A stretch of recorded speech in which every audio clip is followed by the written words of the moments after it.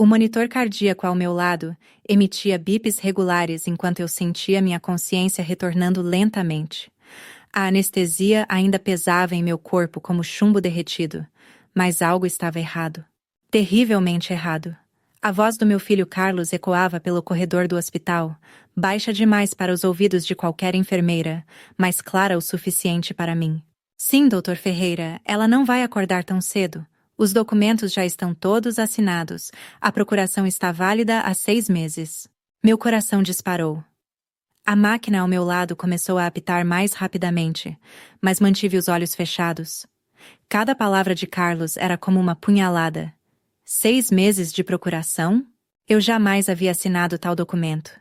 Minha cirurgia de vesícula deveria ter durado apenas 2 horas, mas pelo que conseguia perceber através da janela, já era noite. A casa da Rua Savassi já tem comprador interessado. Marina Santos confirmou que pode fechar negócio ainda esta semana? Sim. Ela está internada por pelo menos 15 dias, tempo suficiente para resolver tudo. Nossa Senhora, ele estava vendendo minha casa? A casa onde criei meus 3 filhos sozinha após enviuvar. A casa pela qual trabalhei dupla jornada por 20 anos para quitar. Senti bile subindo pela garganta, mas forcei-me a permanecer imóvel, precisava ouvir mais. Carlos continuava sua conversa telefônica. Não há problema legal nenhum?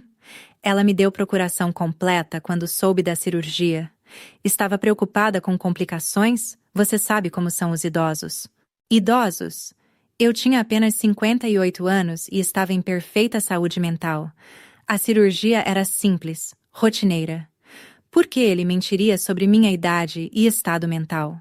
Meu filho, meu próprio filho, estava tramando contra mim enquanto eu estava vulnerável numa cama de hospital.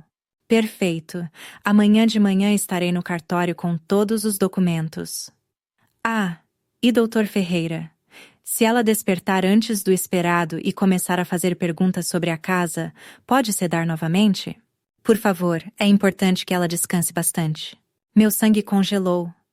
Sedar novamente? Ele queria me manter inconsciente enquanto roubava meu patrimônio? A respiração ficou difícil, meu peito apertou. Não era apenas a venda ilegal da casa. Era algo muito pior. Carlos estava conspirando com o médico para me manter dopada. Os passos de Carlos se aproximaram da minha cama. Senti sua respiração perto do meu rosto, enquanto verificava se eu ainda dormia. O cheiro de seu perfume, antes reconfortante, agora me causava náusea. Como não percebi antes? Os últimos meses voltaram à minha mente como flashes dolorosos. As visitas frequentes de Carlos, sempre oferecendo ajuda com documentos. A insistência para que eu assinasse papéis apenas por precaução. As vitaminas que ele trouxe, dizendo que me ajudariam a me preparar melhor para a cirurgia. Meu Deus, e se ele vinha me envenenando lentamente? E se a cirurgia não foi necessária? Mãe ainda está dormindo profundamente, sussurrou Carlos para alguém que entrava no quarto. O Dr. Ferreira disse que pode levar mais algumas horas para despertar completamente. Ótimo! Respondeu uma voz feminina que reconheci imediatamente. Marina Santos, a corretora de imóveis que Carlos havia mencionado, trouxe todos os contratos. O comprador está ansioso. Ofereceu 15 mil reais acima do valor de mercado para fechar hoje mesmo. 15 mil acima do valor? Minha casa valia pelo menos 300 mil reais. Se alguém oferecia 15 mil a mais, era porque sabia que era um negócio imperdível. Um roubo legalizado. E quanto aos outros imóveis dela? Perguntou Marina. Outros imóveis? Carlos sabia dos 2 pequenos apartamentos que eu alugava para complementar minha aposentadoria? Nunca contei a ele sobre esses investimentos. Como descobriu? Ainda estou investigando. Pelo que encontrei nos documentos dela, há pelo menos mais 2 apartamentos em Nova Lima. Preciso descobrir onde estão as escrituras. Senti como se estivesse caindo num abismo sem fim. Não era apenas minha casa. Carlos queria tudo. Todo o patrimônio pelo qual lutei a vida inteira.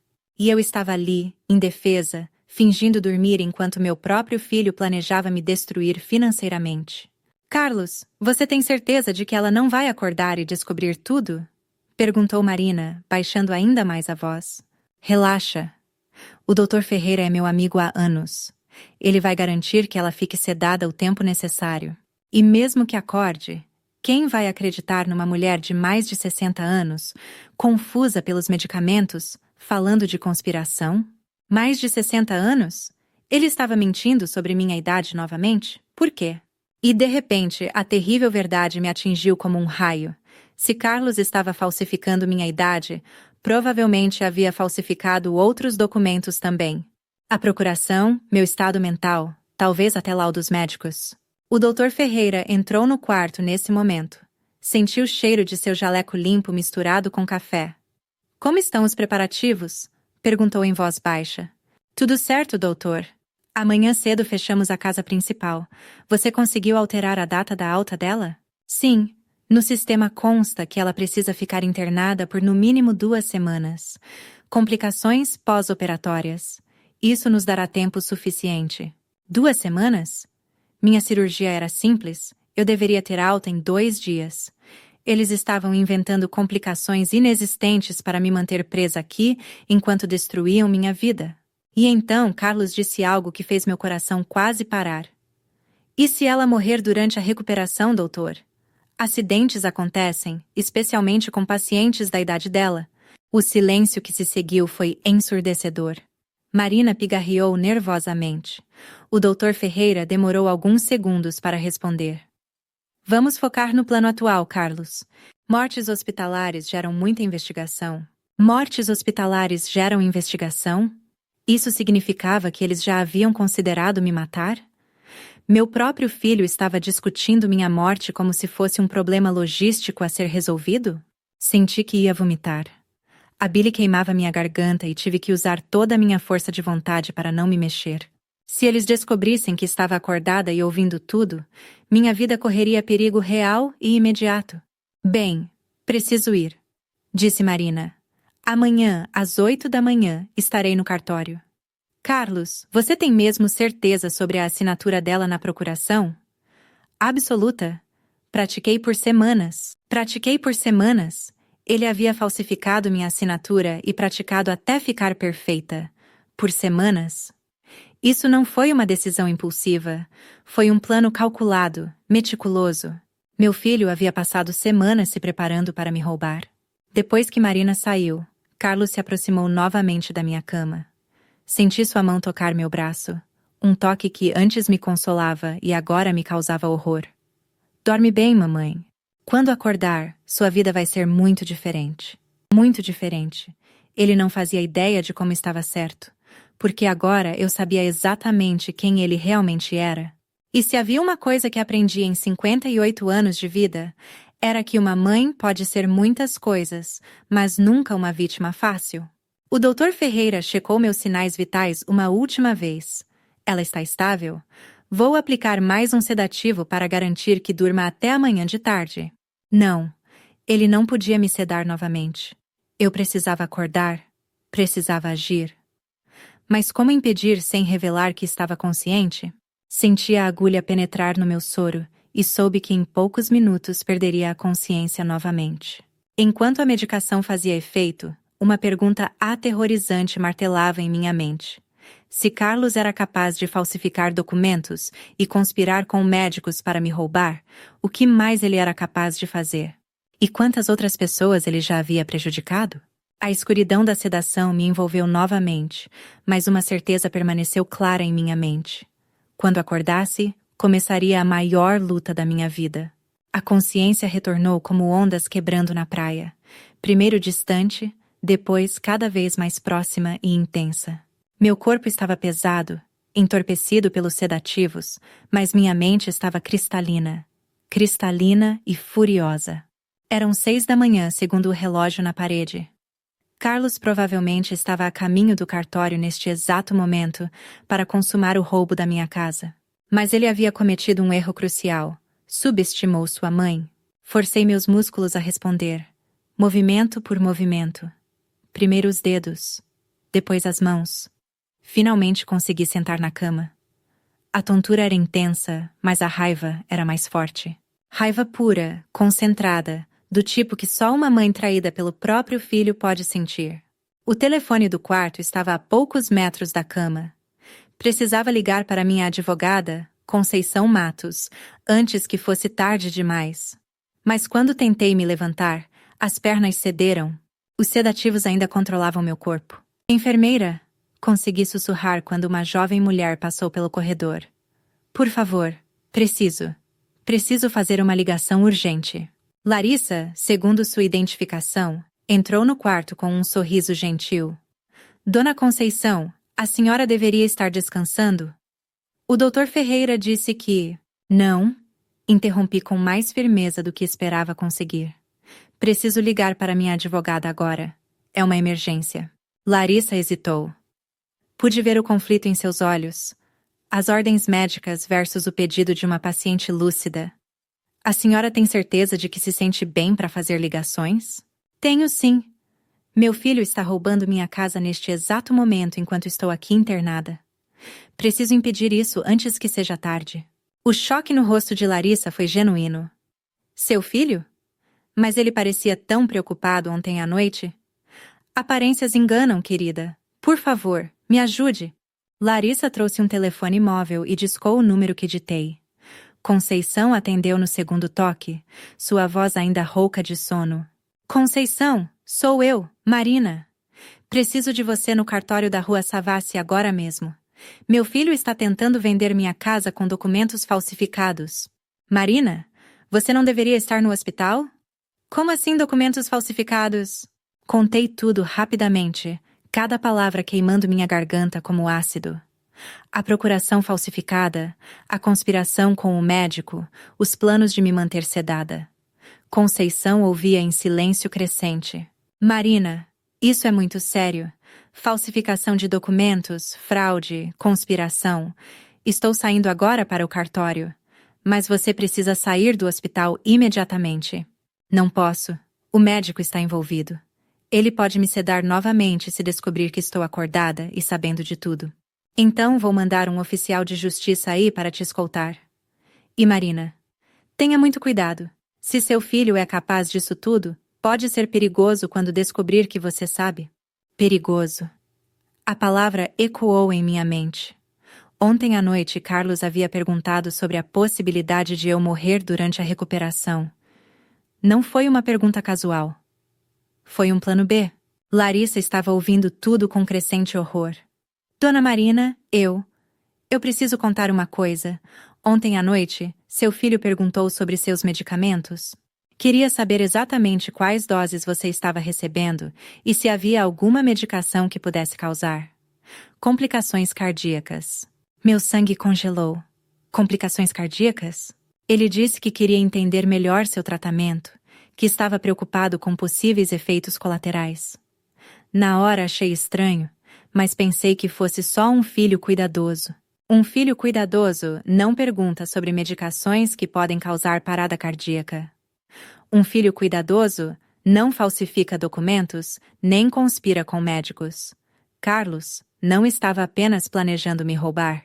Ele estava planejando me matar. Larissa, preciso sair daqui agora. Não posso deixar você sair sem alta médica, Dona Marina. O Dr. Ferreira vai chegar em 1 hora aí. O Dr. Ferreira está ajudando meu filho a me roubar. Ele vai me sedar novamente quando chegar. E desta vez, talvez eu não acorde mais. Larissa me olhou por um longo momento, processando a gravidade da situação. Finalmente, assentiu. Vou buscar suas roupas, mas precisamos ser rápidas. Enquanto ela saía, forcei-me a andar pelo quarto, testando minha coordenação. Os sedativos ainda afetavam meus reflexos, mas eu podia funcionar. Tinha que poder funcionar. Meu telefone pessoal estava na gaveta do criado mudo. Várias mensagens de Carlos. Como está se sentindo, mãe? O médico disse que você precisa descansar bastante. Não se preocupe com nada, estou cuidando de tudo. Cada mensagem era uma mentira calculada. Ele estava cuidando de tudo mesmo, cuidando de roubar cada centavo que eu possuía. Larissa voltou com minhas roupas e me ajudou a me vestir. Dona Marina, há uma saída de emergência no subsolo. Posso levá-la até lá sem passar pela recepção principal. Você pode ter problemas por me ajudar. Prefiro ter problemas com o hospital do que saber que deixei uma mãe ser roubada pelo próprio filho. Descemos pelos elevadores de serviço. Cada andar que passávamos aumentava minha sensação de urgência. Carlos provavelmente já estava no cartório. Marina Santos estava com os contratos falsos. O Dr. Ferreira chegaria em breve e descobriria minha fuga. No subsolo, Larissa me guiou através de corredores que cheiravam a desinfetante e comida de hospital. A saída fica ali, apontou para uma porta dupla no final do corredor. Larissa, você salvou minha vida hoje. Literalmente. Tenho mãe também, Dona Marina. Sei que faria qualquer coisa por ela, e espero que ela faça por mim também. Do lado de fora, o ar matinal de Belo Horizonte me atingiu como uma bofetada revigorante. Eu estava livre, mas a batalha estava apenas começando. Liguei para um táxi enquanto caminhava pela rua. Cartório da Rua Savassi, por favor, e é urgente. Durante o trajeto, liguei novamente para Conceição. Estou a caminho. Conseguiu chegar lá? Cheguei, sim. Marina, a situação é pior do que imaginávamos. Seu filho não veio sozinho. Está acompanhado de 2 testemunhas que jurarão que você assinou os documentos voluntariamente. E há mais. Descobri que ele já tentou fazer isso antes. Como assim? Antes? Há 6 meses, ele procurou outro cartório com os mesmos documentos. O cartorário achou suspeito e recusou. Carlos mudou de estratégia e esperou você ficar vulnerável no hospital. 6 meses. Ele vinha planejando isso há 6 meses. Todas aquelas visitas carinhosas, os presentes, a preocupação com minha saúde. Era tudo parte do plano. Ele estava me estudando, procurando o momento perfeito para atacar. Conceição, há mais uma coisa. Acho que ele pode estar tentando me envenenar há meses. As vitaminas que ele trouxe, sempre insistindo para que eu tomasse. Marina, pare o táxi agora. Não vá direto para o cartório. Por quê? Porque se Carlos realmente vem te envenenando há meses, ele não pode deixar você viva para contar essa história. Quando descobrir que você escapou do hospital e sabe de tudo, você se tornará um perigo mortal para ele. O táxi parou no semáforo e olhei pela janela. Na calçada, reconheci uma figura familiar caminhando em direção ao cartório. Não era Carlos. Era o Dr. Ferreira. Conceição, o médico está aqui também. Isso confirma? É uma conspiração organizada, não um crime isolado. Marina, você precisa ir à delegacia agora, não ao cartório. Precisa de proteção policial. Mas era tarde demais. O Dr. Ferreira havia me visto através da janela do táxi. Nossos olhares se cruzaram por um segundo que pareceu eterno. Ele pegou o telefone imediatamente. Motorista, mude de direção agora! Gritei. Delegacia mais próxima, por favor.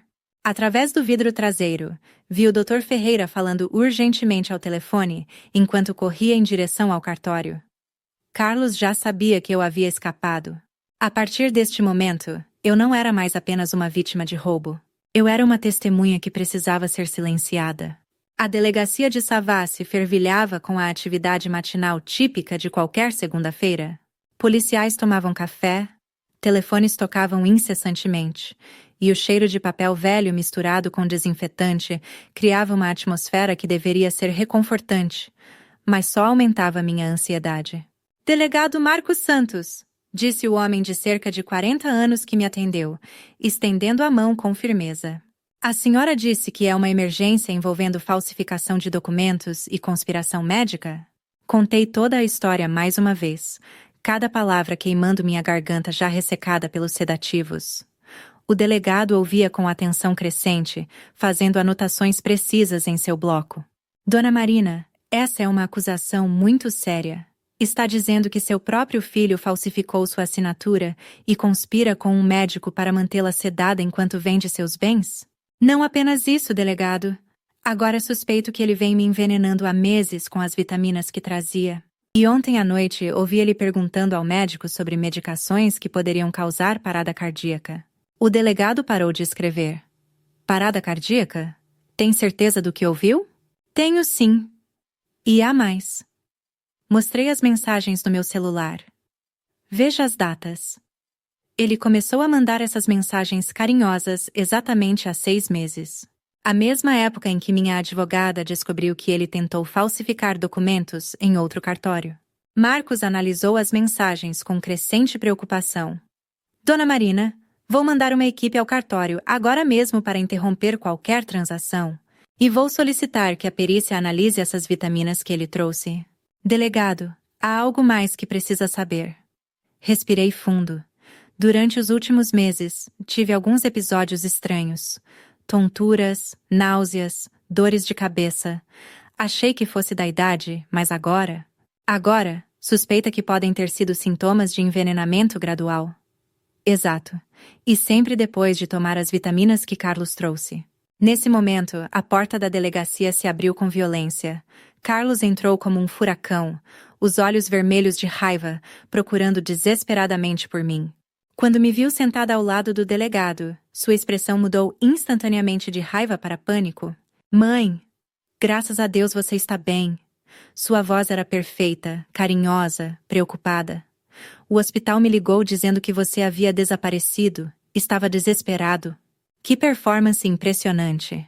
Se eu não tivesse ouvido suas conversas ontem à noite, realmente acreditaria que ele estava genuinamente preocupado. Carlos, disse o delegado Marcos, levantando-se. Sou o delegado Santos. Sua mãe fez algumas acusações graves contra você. Acusações? Carlos fingiu choque perfeitamente. Que tipo de acusações? Minha mãe acabou de sair de uma cirurgia complicada, ainda está sob efeito de medicamentos pesados. O Dr. Ferreira me avisou que ela poderia ter confusão mental temporária. Confusão mental? Senti minha voz subir uma oitava. Carlos, eu ouvi você ontem à noite no hospital. Ouvi você falando sobre vender minha casa, sobre a procuração falsificada, sobre me manter sedada. Mãe, você estava inconsciente ontem à noite. O Dr. Ferreira pode confirmar. Recebeu sedativos pesados às 10 da noite e só deveria acordar hoje à tarde. O delegado olhou para mim com uma expressão que não consegui interpretar. Carlos estava plantando dúvidas sobre minha sanidade mental, usando exatamente a estratégia que eu havia ouvido ele descrever ontem. Delegado, Carlos continuou. Minha mãe assinou uma procuração válida há alguns meses, quando soube que precisaria da cirurgia. Estava preocupada com possíveis complicações e quis garantir que eu pudesse cuidar de seus assuntos se algo acontecesse. Isso é mentira! Gritei. Eu nunca assinei procuração alguma. Mãe, a senhora está confusa, olha. Carlos tirou um papel do bolso. Aqui está a procuração, com sua assinatura reconhecida em cartório. Meu sangue congelou quando vi o documento. A assinatura realmente parecia minha. Ele havia praticado até ficar perfeita, exatamente como disse ontem. O delegado examinou o papel. A assinatura parece autêntica, Dona Marina. Porque ele praticou por semanas. Minha voz estava ficando histérica. Ele mesmo disse ontem que praticou por semanas para falsificar minha assinatura. Carlos balançou a cabeça tristemente. Delegado, isso me parte o coração. Minha mãe sempre foi uma mulher forte, independente. Ver ela assim, paranoica, imaginando conspirações, é muito doloroso. Não estou imaginando nada. Larissa, a enfermeira do hospital, ouviu você perguntando sobre medicações que causam parada cardíaca? Larissa? Carlos pareceu genuinamente confuso por um momento. A enfermeira do turno da noite? Delegado, posso explicar isso também? Perguntei sobre medicações, porque estava preocupado com os efeitos colaterais dos sedativos na idade avançada da minha mãe. Queria entender os riscos. Idade avançada. Ele estava fazendo de novo, pintando-me como uma idosa senil. E pior. Sua explicação soava razoável. Um filho preocupado querendo entender os riscos médicos dos tratamentos da mãe. E quanto a Marina Santos, a corretora? Perguntei desesperada. Ela estava lá ontem também. Marina Santos?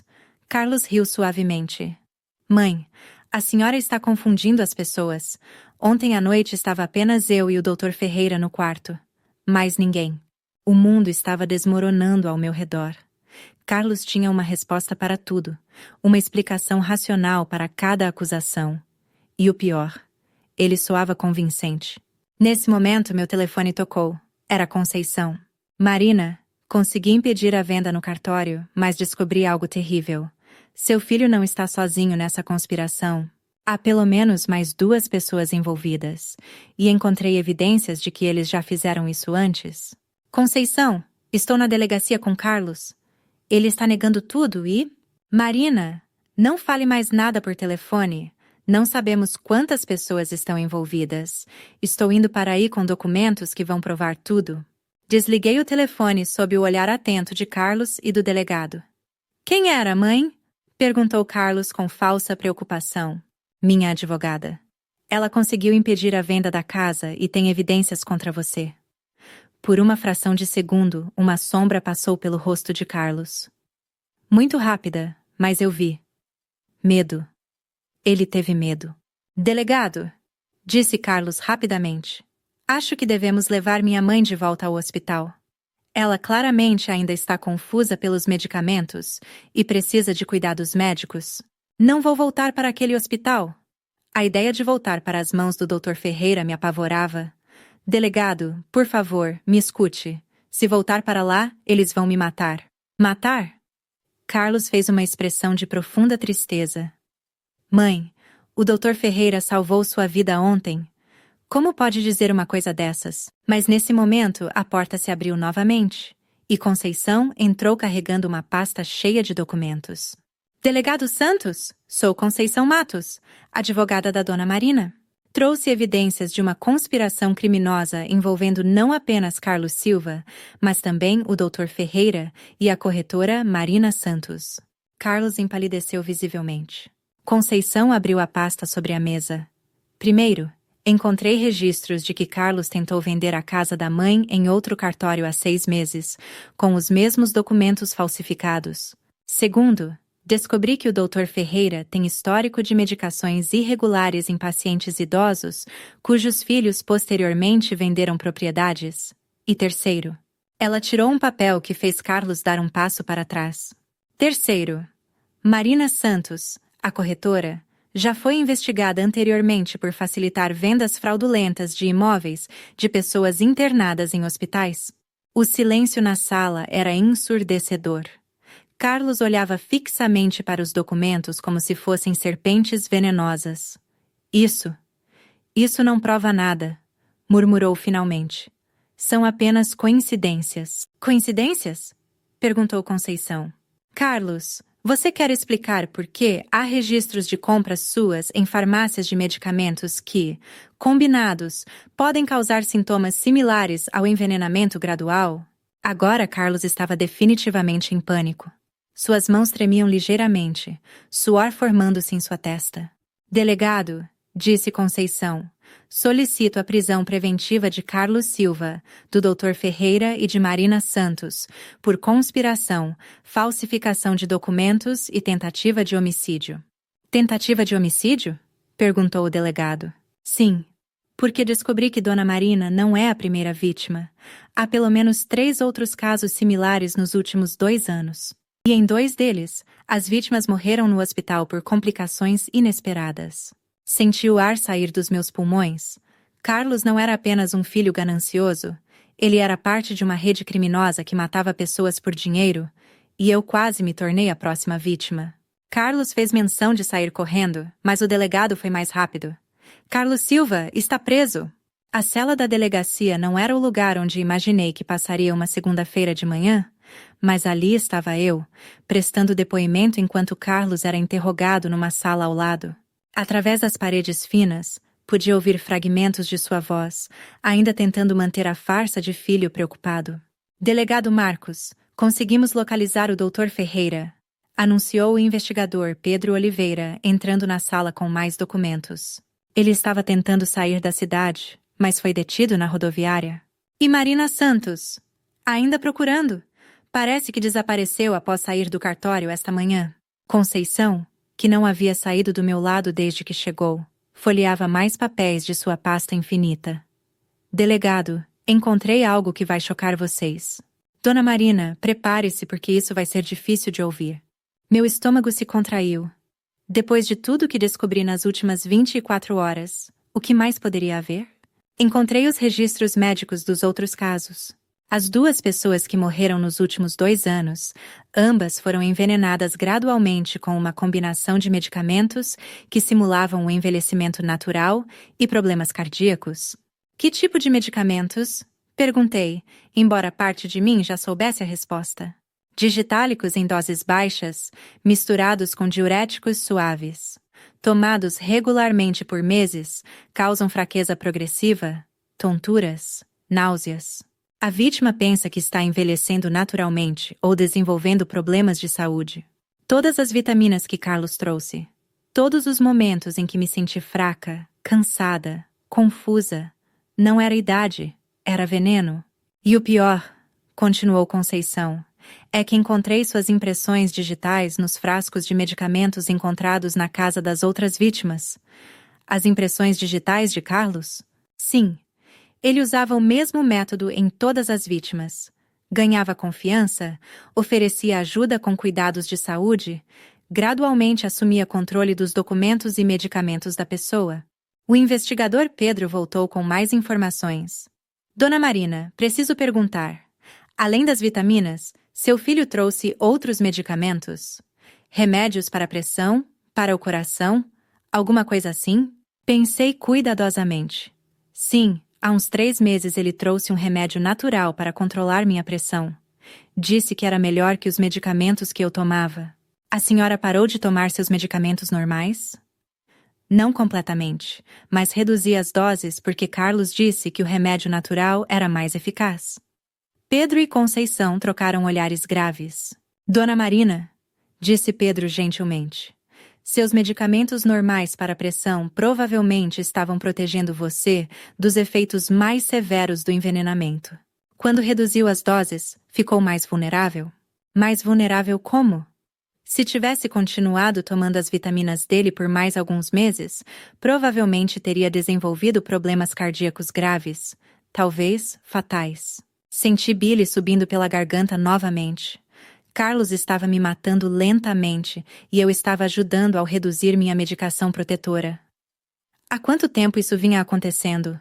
Perguntei. Conceição consultou suas anotações.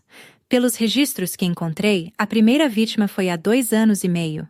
Dona Juliana Ferreira, viúva de 82 anos. Morreu de parada cardíaca após meses de envenenamento gradual.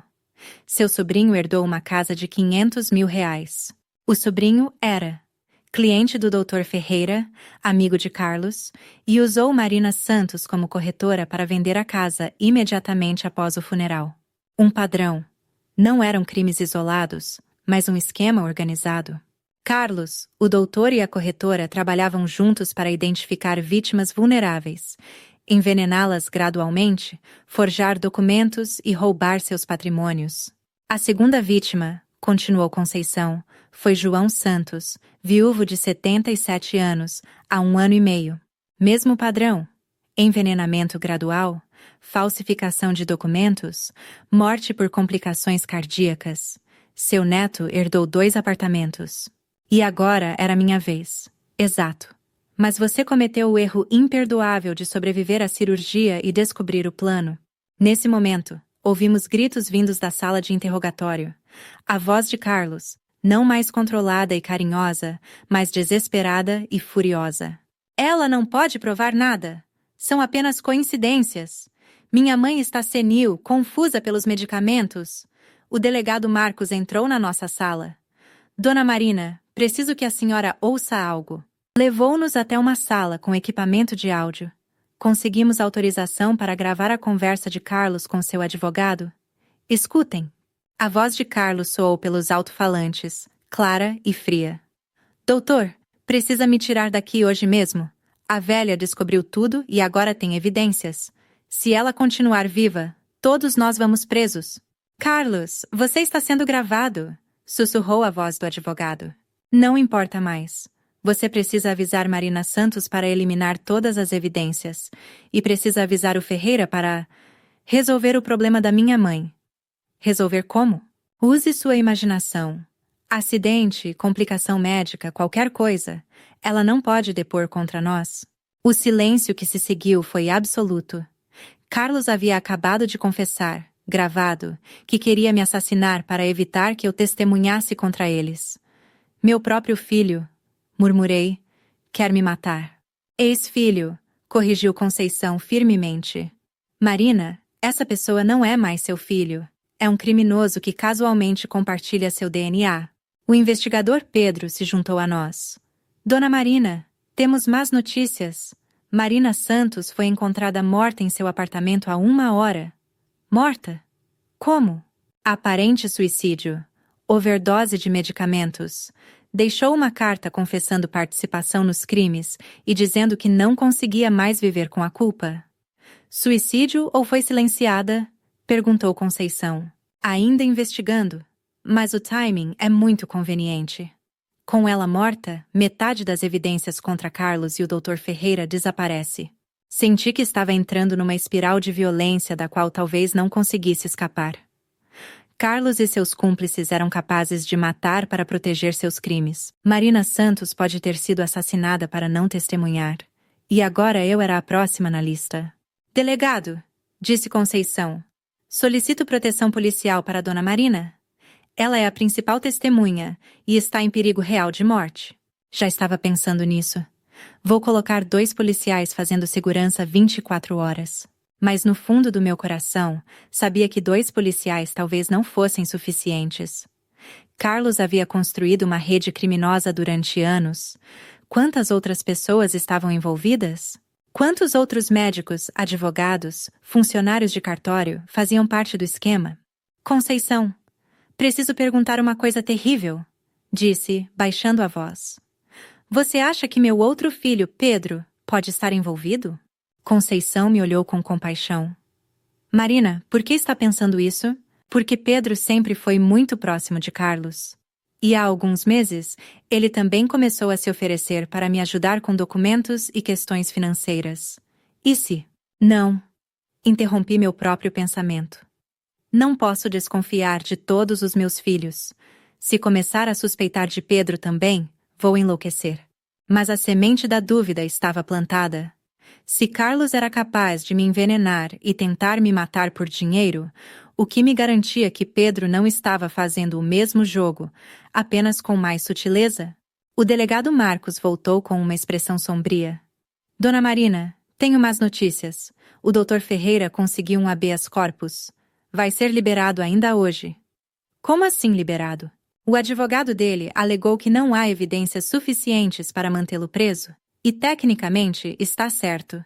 Tudo o que temos são circunstâncias suspeitas, mas não provas diretas. Conceição bateu o punho na mesa. Delegado, ele estava conspirando para manter a mulher sedada enquanto roubavam seus bens. Eu sei, doutora Conceição, mas o habeas corpus está fundamentado. Não posso fazer nada. Senti o pânico se instalando novamente. O Dr. Ferreira solto, Marina Santos morta, Carlos desesperado na prisão. A rede criminosa estava se desfazendo, mas os elementos mais perigosos ainda estavam livres. E se o Dr. Ferreira vier atrás de mim? Perguntei. Por isso a proteção policial? Disse o delegado. Mas Marina, preciso ser honesto. Se eles realmente querem te eliminar, vão encontrar um jeito. E você? O que faria no meu lugar? Confiaria na proteção policial ou fugiria para algum lugar onde ninguém pudesse me encontrar? Eu estava prestes a descobrir se uma mãe de 58 anos tinha coragem suficiente para lutar contra uma rede criminosa que incluía seu próprio filho. A casa segura onde a polícia me levou ficava numa rua tranquila de Nova Lima, com 2 policiais fazendo rondas constantes. Mas mesmo com proteção, não conseguia dormir. Cada ruído da noite me fazia saltar da cama. Cada sombra que se movia lá fora poderia ser o Dr. Ferreira vindo cumprir a promessa de resolver meu problema. Eram 3 da manhã quando meu telefone tocou. Número desconhecido. Alô? Marina, sou eu, Pedro. Meu segundo filho. A voz dele soava tensa, preocupada. Pedro, como conseguiu esse número? A polícia disse que... Marina, escuta. Preciso te encontrar urgentemente. Descobri coisas sobre Carlos que você precisa saber. Meu sangue congelou. As dúvidas que havia plantado algumas horas antes voltaram com força total. Que tipo de coisas, Pedro? Não posso falar por telefone. Onde você está? Posso ir até aí? Pedro, como você soube que estou numa casa segura? Isso deveria ser informação confidencial? Silêncio do outro lado da linha. Quando Pedro respondeu, sua voz estava diferente. Mais fria. Marina, Você está sendo muito paranoica. Sou seu filho, quero apenas te ajudar. Seu filho? A mesma coisa que Carlos havia dito ontem na delegacia. Será que havia 2 filhos conspirando contra mim, ou Pedro realmente estava tentando me ajudar? Pedro, me encontra na delegacia amanhã de manhã. Com proteção policial. Não posso esperar até amanhã. O que descobri sobre Carlos é urgente. Se não agirmos esta noite, você pode correr perigo. Agir esta noite? Por que a urgência? Meus instintos de mãe, os mesmos que me salvaram ao fingir dormir no hospital, estavam gritando alerta. Pedro, qual é seu nome completo? Como assim? Você é minha mãe, sabe meu nome. Responda à pergunta. Pedro. Pedro Silva. Errado. O nome completo de Pedro era Pedro Santos Silva. Ele havia mudado para Santos em homenagem ao avô quando completou 18 anos. Qualquer pessoa que realmente fosse Pedro saberia disso. Quem é você? Perguntei, tentando manter a voz firme. Marina, você está confusa pelos medicamentos. Sou Pedro, seu filho. Preciso te ver agora. Desliguei o telefone imediatamente e liguei para o delegado Marcos. Delegado, alguém ligou fingindo ser meu filho Pedro. Sabia sobre a casa segura e queria se encontrar comigo esta noite. Merda. O local foi comprometido. Marina, vista-se agora. Vamos transferi-la para outro lugar. Em 5 minutos, estava num carro da Polícia Civil, deixando para trás a primeira casa segura. Durante o trajeto, o investigador Pedro Oliveira me explicou o que havia descoberto. Marina, interceptamos comunicações entre pessoas ligadas ao Dr. Ferreira.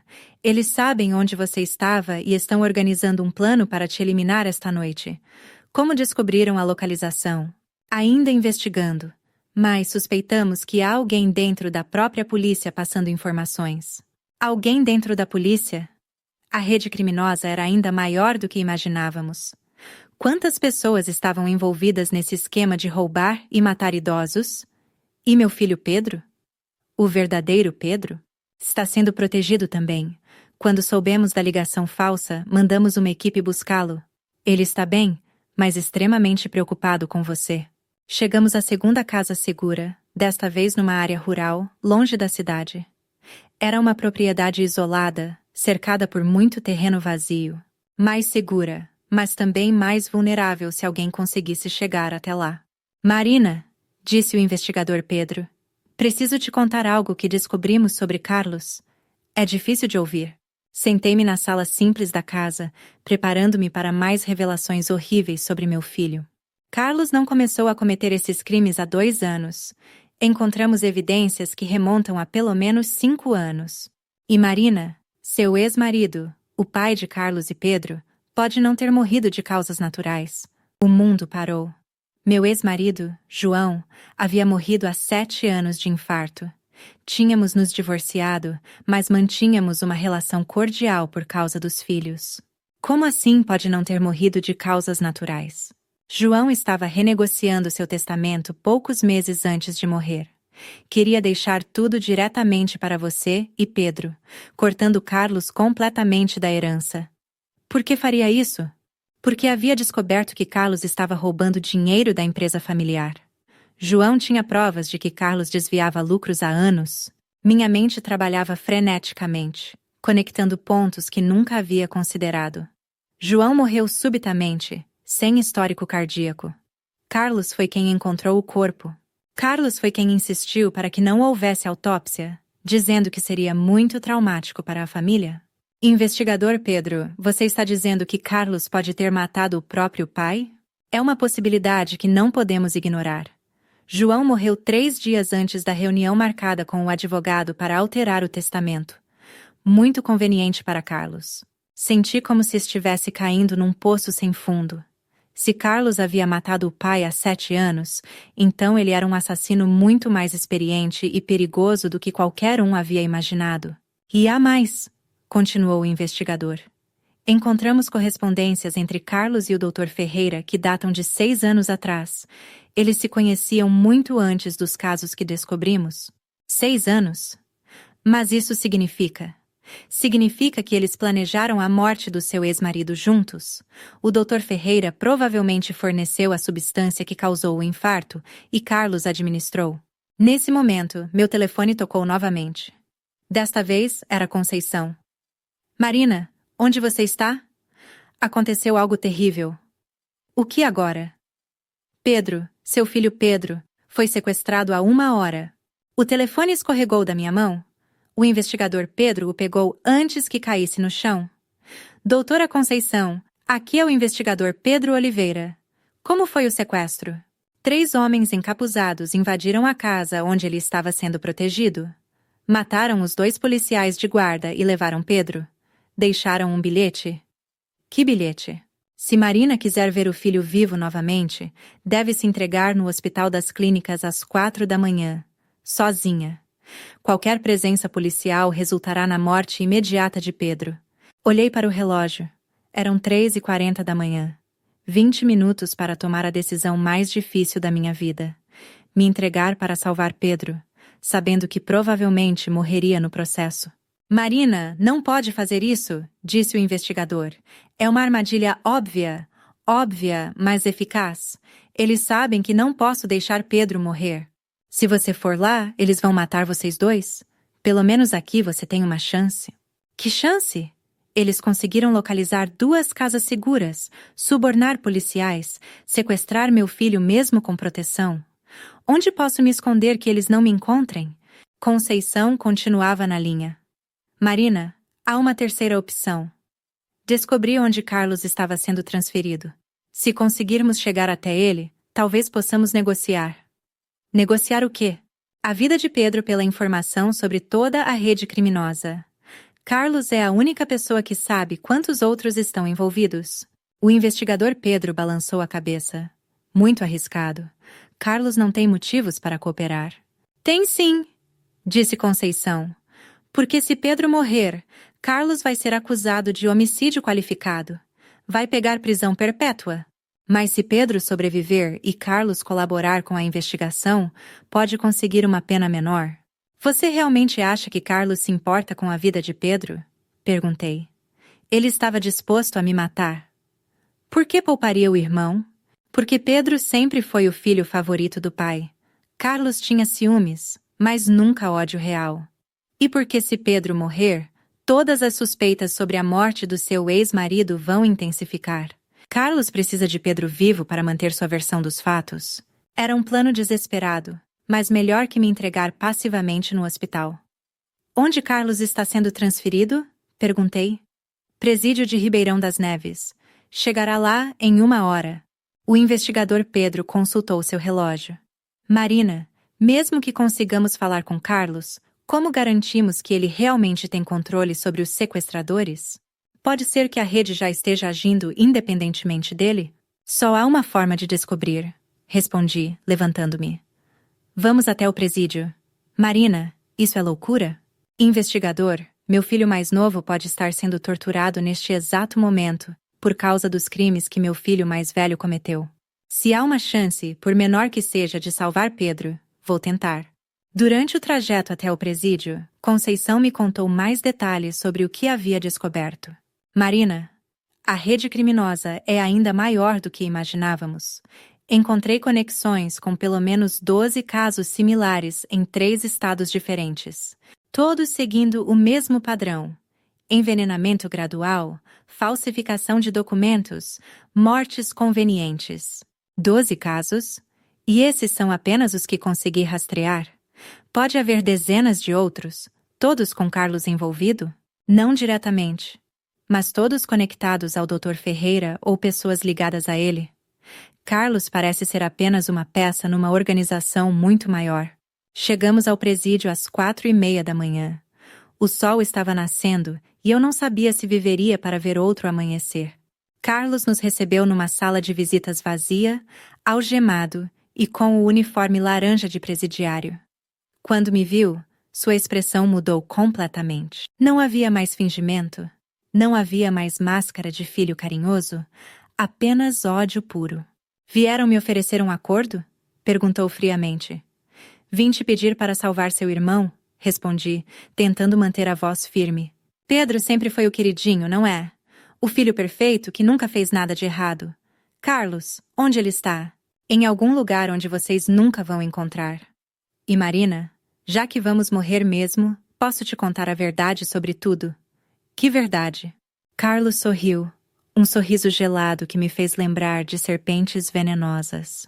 A verdade é que você deveria ter morrido junto com papai há 7 anos. Mas você foi esperta demais, desconfiada demais.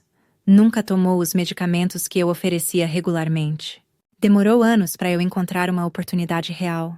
Você matou seu pai? Claro que matei. Aquele idiota ia deixar tudo para você e Pedro? Eu trabalhei na empresa da família por 15 anos e ia ficar sem nada. E agora vai matar Pedro também? Pedro vai morrer se você não fizer exatamente o que eu mandar. E Marina, você também vai morrer hoje. A única diferença é se Pedro morre junto ou se você consegue salvar pelo menos um filho. O investigador Pedro se inclinou para a frente. Carlos, que tipo de acordo você quer? Quero que Marina se entregue no local que vou indicar. Sozinha, sem polícia, sem advogados. Em troca, Pedro fica vivo. E depois? Depois Marina vai ter um acidente. Muito trágico. Uma mãe desesperada que não conseguiu lidar com a prisão do filho e se suicidou. Olhei para meu filho, se ainda podia chamá-lo assim, e vi um estranho completo. Um monstro que havia nascido do meu ventre, crescido com meu amor, e agora queria me destruir. Carlos, onde tenho que ir? Não! Gritou o investigador. Marina, você não pode fazer isso! Mas eu já havia decidido. Se havia uma chance de salvar Pedro, mesmo que custasse minha vida, eu faria isso. Porque uma mãe verdadeira protege seus filhos, mesmo dos próprios irmãos. Carlos, onde é o local?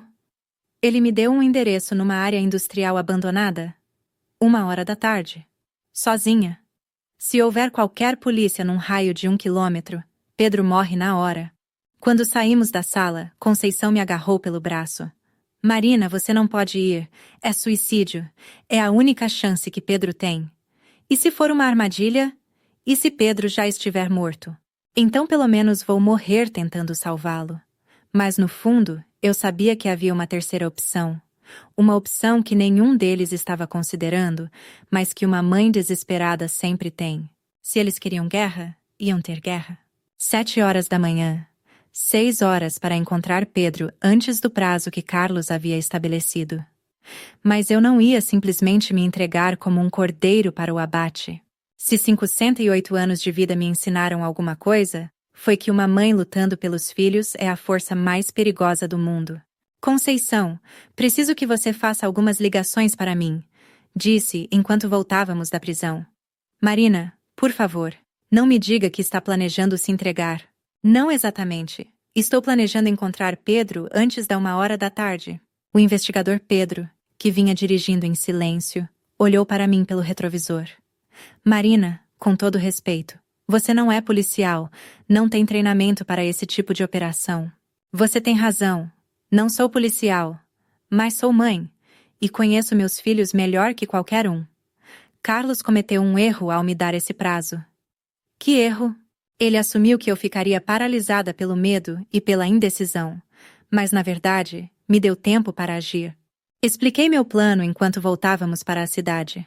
Era arriscado, provavelmente idiota, mas era a nossa única chance real. Conceição, você precisa ligar para João Matos, seu primo que trabalha na companhia telefônica. Preciso da localização do celular de Pedro. Marina, a polícia já tentou isso, o telefone está desligado. Mas antes de desligar, ele pode ter mandado uma mensagem. Pedro é inteligente. Se teve qualquer oportunidade, deixou uma pista. Chegamos ao escritório de Conceição, onde ela tinha recursos para fazer as pesquisas necessárias. Enquanto ela trabalhava nos computadores e telefones, liguei para minha irmã Larissa, que morava em São Paulo. Larissa, preciso que você venha para Belo Horizonte hoje mesmo. E traga Marcos com você. Marcos era meu cunhado, ex-militar, especialista em segurança. Se alguém podia me ajudar numa operação de resgate, era ele. Marina, o que está acontecendo? Você sumiu ontem e... Contei toda a história rapidamente.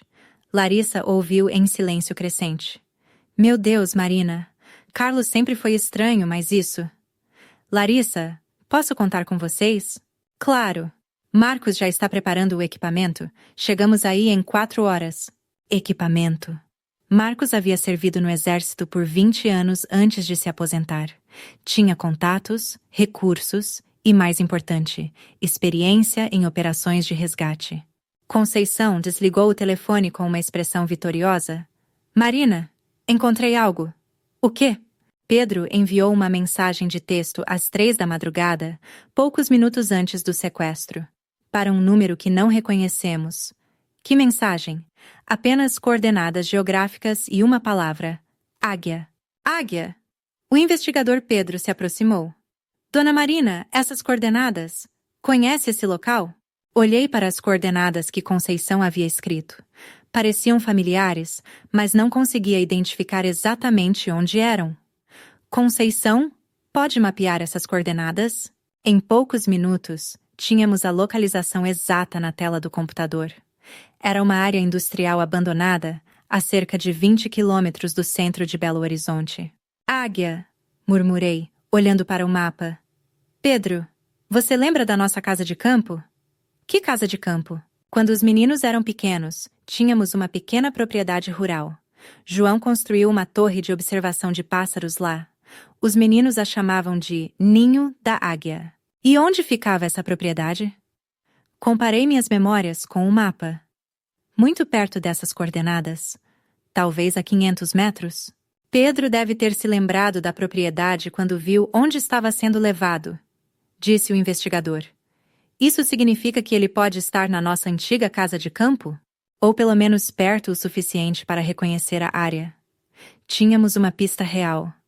Pela primeira vez em 24 horas, senti uma fagulha de esperança. Investigador Pedro, você pode organizar uma equipe para ir até lá? Posso, mas Marina, você não pode ir junto. É muito perigoso. Não vou ficar aqui esperando enquanto meu filho está sendo torturado. Entendo seus sentimentos, mas... Não, você não entende? Interrompi, sentindo a raiva crescer. Você não entende o que é carregar um filho no ventre por 9 meses, cuidar dele quando está doente, vê-lo dar os primeiros passos, ensinar ele a andar de bicicleta e depois descobrir que outro filho quer matá-lo por dinheiro? O investigador ficou em silêncio. Pedro é meu filho, meu bebê, e se há uma chance de salvá-lo, vou estar lá. Conceição me tocou o ombro gentilmente. Marina, e se for uma armadilha?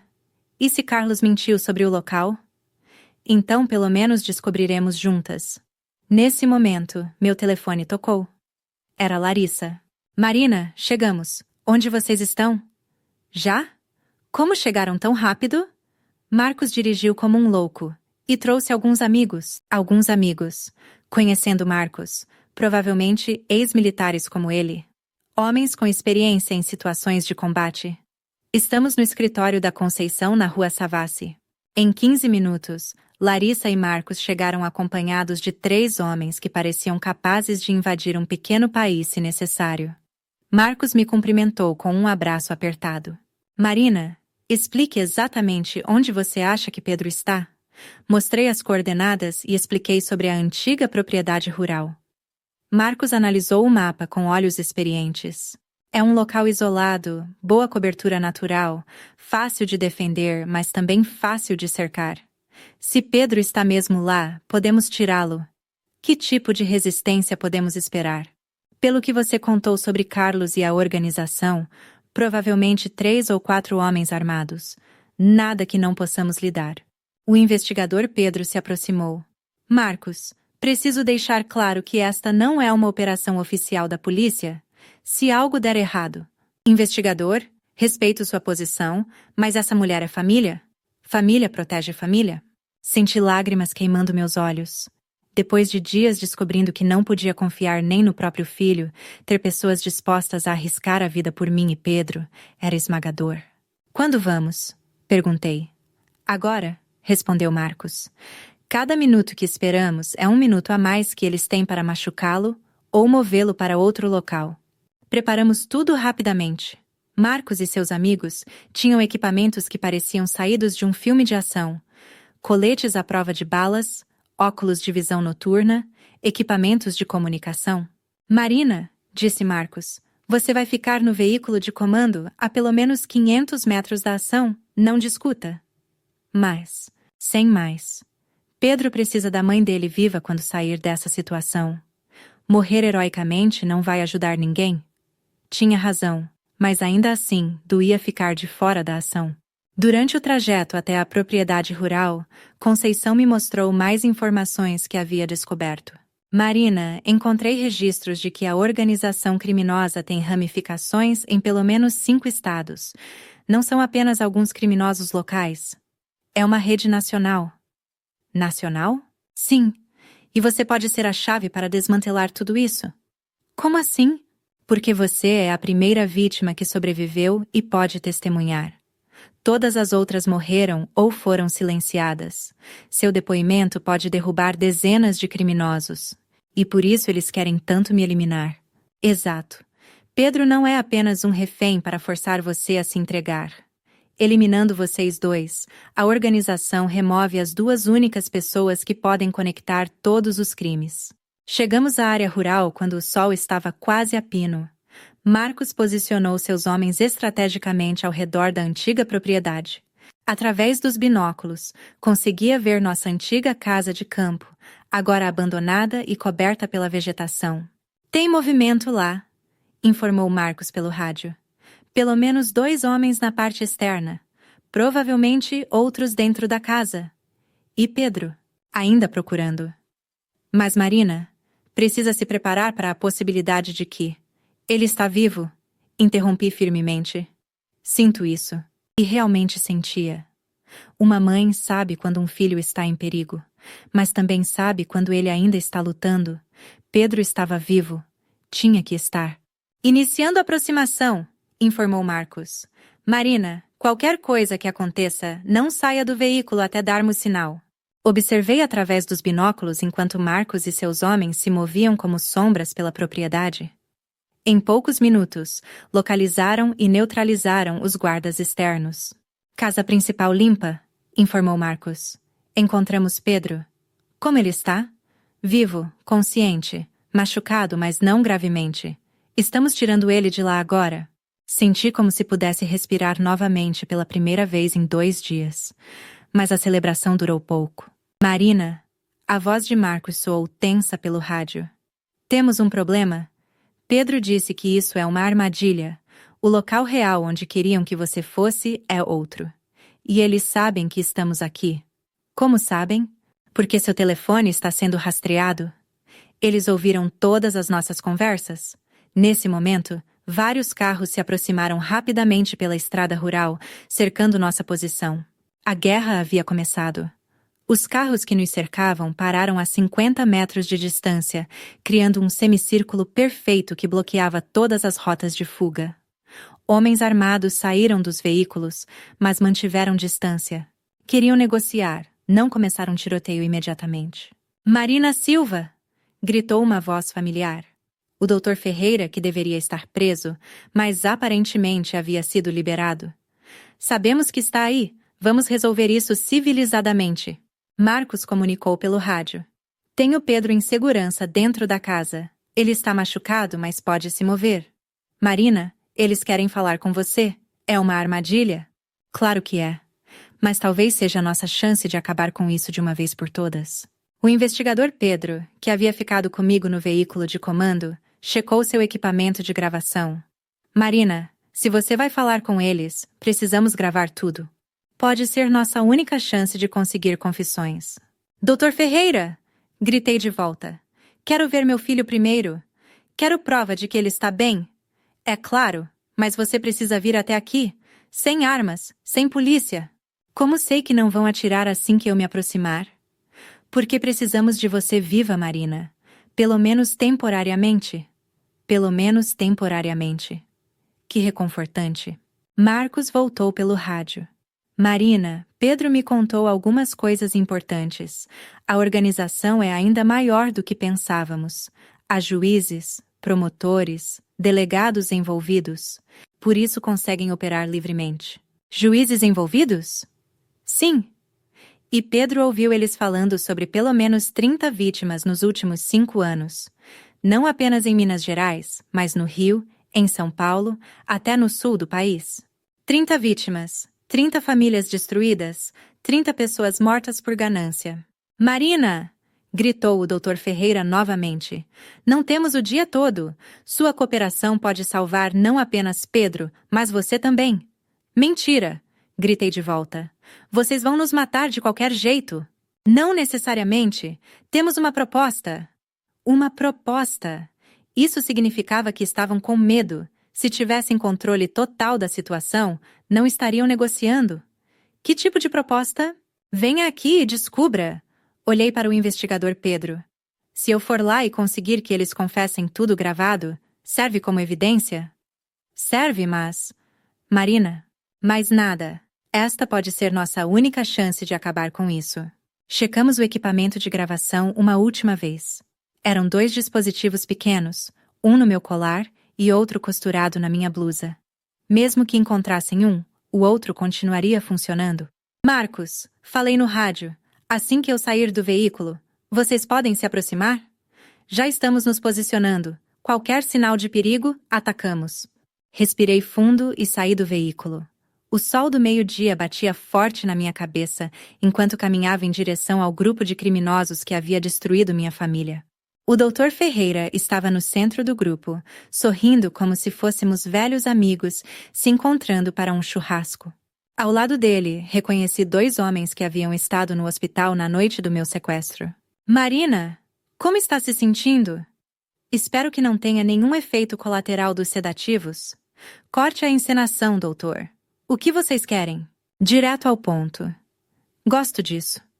Ele gesticulou para os homens ao redor. Marina, apresento alguns dos meus sócios. Somos uma empresa familiar, por assim dizer. Uma empresa de assassinos. Assassinos é uma palavra muito feia. Prefiro facilitadores de heranças antecipadas. Nojento. Eles estavam fazendo piadas sobre matar pessoas por dinheiro? Doutor, qual é sua proposta? Simples. Você assina alguns documentos transferindo todos os seus bens para Carlos e, em troca, Pedro fica vivo? E eu? Bem, você infelizmente sofrerá um acidente. Muito trágico. Uma mãe que não conseguiu lidar com a prisão do filho e decidiu se juntar ao ex-marido. Vocês mataram João. Claro que matamos. Aquele idiota estava atrapalhando nossos negócios há anos, sempre investigando, fazendo perguntas, sendo inconvenientemente honesto. Uma confissão gravada. Perfeito. E quantas outras pessoas vocês mataram? Ah, Marina, perdemos a conta. Mas posso dar alguns números aproximados. Nos últimos 5 anos, ajudamos cerca de 40 famílias a resolver problemas de herança complicadas. 40 pessoas? 40 casos. Alguns envolviam casais, então o número real de mortes é maior. Meu Deus, eram muito mais do que os investigadores haviam estimado. E como funciona exatamente? Vocês escolhem as vítimas ou os familiares procuram vocês? Ambos. Às vezes, identificamos oportunidades, pessoas idosas com patrimônio e familiares gananciosos. Outras vezes, os familiares nos procuram diretamente. Carlos os procurou? Na verdade, foi o contrário. Identificamos você como uma oportunidade há alguns anos. Viúva, 2 filhos, bom patrimônio. Pesquisamos a família e descobrimos que Carlos tinha algumas dívidas e, digamos, flexibilidade moral. Vocês corromperam meu filho? Marina, ninguém corrompe quem não quer ser corrompido. Carlos aceitou nossa proposta porque queria aceitar. As palavras doeram mais do que qualquer agressão física. Meu filho não havia sido manipulado ou coagido. Ele havia escolhido me matar por dinheiro. E Pedro? Por que não tentaram recrutar ele também? Pedro é muito parecido com o pai. Honesto demais, moral demais. Não seria útil para nossos negócios. Então decidiram matá-lo também? Não tínhamos escolha. Ele sabe demais agora. Outra confissão gravada. Nesse momento, ouvi um ruído vindo da casa abandonada. Pedro havia conseguido escapar e estava correndo em direção à mata. Peguem ele! Gritou o Dr. Ferreira. 2 homens correram atrás de Pedro, mas Marcos e seus homens estavam mais próximos. Ouvimos disparos, gritos, confusão. Marina! Gritou Pedro da mata. Corra! Eles têm explosivos! Explosivos? Eles estavam dispostos a explodir o local inteiro para nos eliminar? O Dr. Ferreira puxou uma arma e apontou para minha cabeça. Bem, parece que nossa negociação chegou ao fim. Doutor, se atirar em mim, nunca conseguirá os documentos de transferência dos meus bens. Verdade, mas também não poderá testemunhar contra nós. E se eu morrer aqui, a polícia vai investigar tudo. Vocês vão ser descobertos. Marina, querida, metade da polícia trabalha para nós. A investigação será arquivada como acidente ou suicídio. Metade da polícia? Delegados, investigadores, até juízes. Nossa organização tem ramificações em todas as esferas do poder. Por isso conseguiram operar livremente por tanto tempo. Exato. E vamos continuar operando muito tempo depois que você estiver morta. Mais confissões gravadas. Se eu morresse agora, pelo menos as gravações poderiam desmantelar parte da organização. Mas não pretendia morrer. Doutor, posso fazer uma última pergunta? Pode. Quantos de vocês sabem que esta conversa está sendo gravada? A expressão dele mudou instantaneamente. O quê? Estou usando 2 equipamentos de gravação.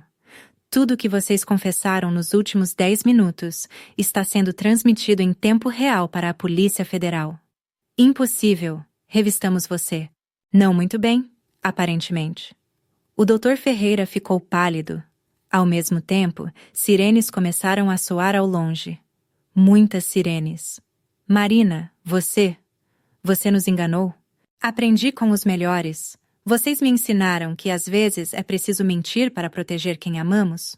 Os homens ao nosso redor começaram a entrar em pânico. As sirenes estavam se aproximando rapidamente e, pelo som, eram muitos veículos.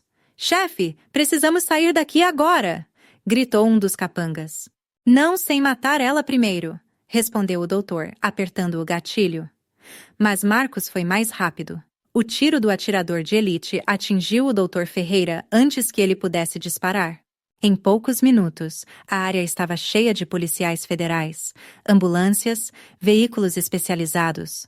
A operação havia sido um sucesso completo.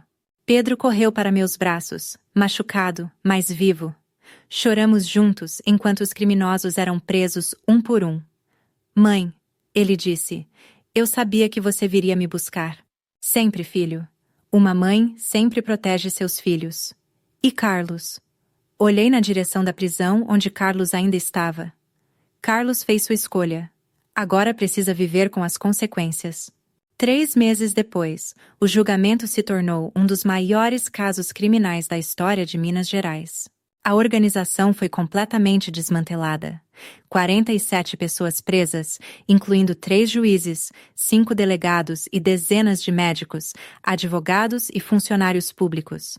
Carlos foi condenado a 60 anos de prisão por homicídio qualificado, associação criminosa e mais 16 crimes relacionados.